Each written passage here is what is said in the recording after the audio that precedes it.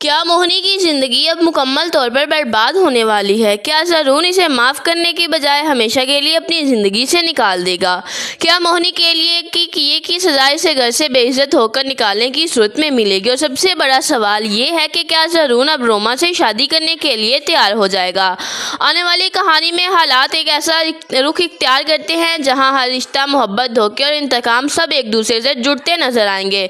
मोहिनी दबाई जाने से पहले अपनी दोस्त के साथ हॉस्पिटल पहुंचकर अपना मिसकैरेज करवा लेती है। मोहिनी को शायद लगता है कि वह इस राज को हमेशा के लिए अपने अंदर दफन कर देगी, लेकिन इसे अंदाजा नहीं होता कि इसकी जिंदगी की सबसे बड़ी हकीकत जल्द ही सबके सामने आने वाली है।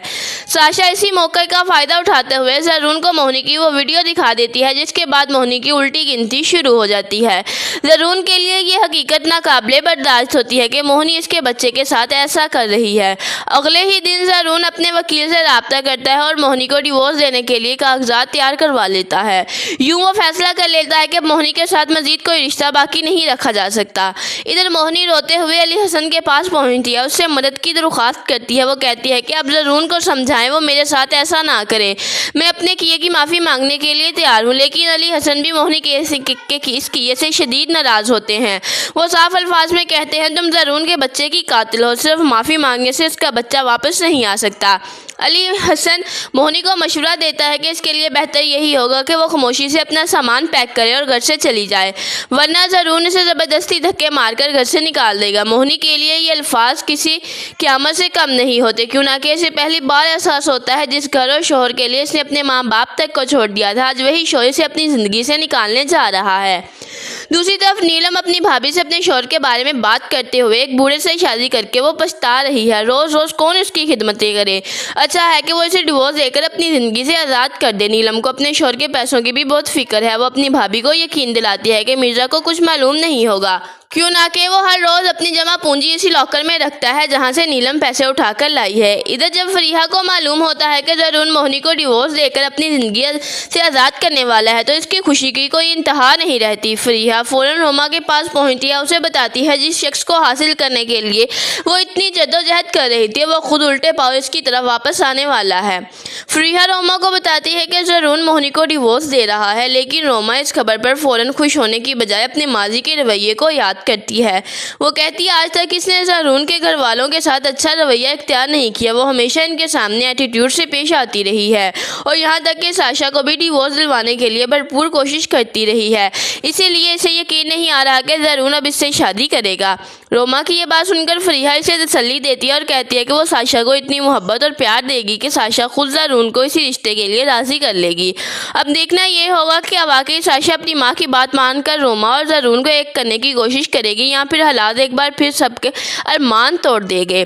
दूसरी तरफ मोहिनी अपने कमरे में बैठी ज़ारो रो रही होती है। इसी दौरान ज़रून इसके पास डिवोर्स के कागजात लेकर पहुंच जाता है। ज़रून मोहिनी से कहता है अभी और इसी वक्त इस घर से निकल जाओ, क्यों ना कि अब इस घर में इसकी कोई जगह नहीं रही।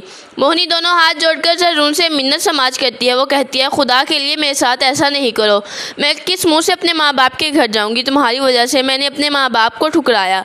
लेकिन मोहिनी की कोई भी बात ज़रून के दिल को नरम नहीं कर पाती। वो अपने फैसले पर कायम रहता है और बिल आखिर मोहिनी को धक्का देकर अपने कमरे से निकाल देता है। ये मंजर मोहिनी की ज़िंदगी का सबसे बड़ा टर्निंग पॉइंट साबित होता है। जिस घर में वो कभी इज्जत और हक के साथ रहती थी आज वही घर इसके लिए हमेशा के लिए बंद हो जाता है।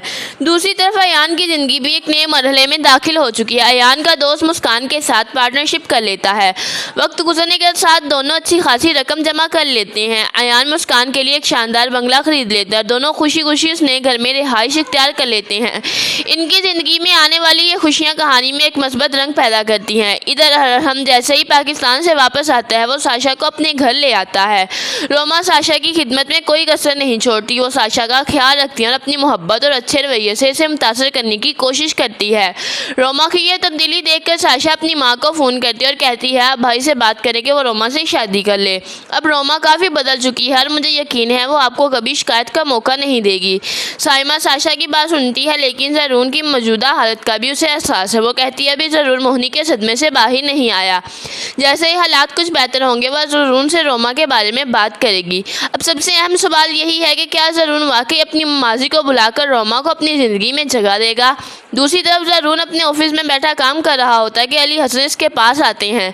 वो ज़रून को समझाते हैं कि अब मोहिनी की यादों से निकलकर ज़िंदगी में आगे बढ़ो, आगे भी तुम्हारी ज़िंदगी है। अली हसन चाहता है कि ज़रून रोमा से शादी कर ले, क्यों ना कि रोमा आज भी उसे दिलो जान से चाहती है। अब देखना ये होगा कि मोहिनी अपने माँ बाप के घर वापस आ जाती है या अपनी ज़िंदगी का कोई नया रास्ता इख्तियार करती है। क्या ज़रून को कभी अपने फैसले पर पछतावा होगा? क्या रोमा ज़रून का दिल जीतने में कामयाब हो जाएगी? और क्या साशा वाकई अपने भाई की शादी रोमा से करवाने में कामयाब हो जाएगी? आने वाली किस्त में इन तमाम सवालात के जवाब मज़ीद दिलचस्प अंदाज में सामने आ सकते हैं। क्यों ना कि अब कहानी एक ऐसे मोड़ पर पहुंच चुकी है जहां एक तरफ मोहिनी की बर्बादी है तो दूसरी तरफ ज़रून की नई ज़िंदगी का आगाज़ होने वाला है।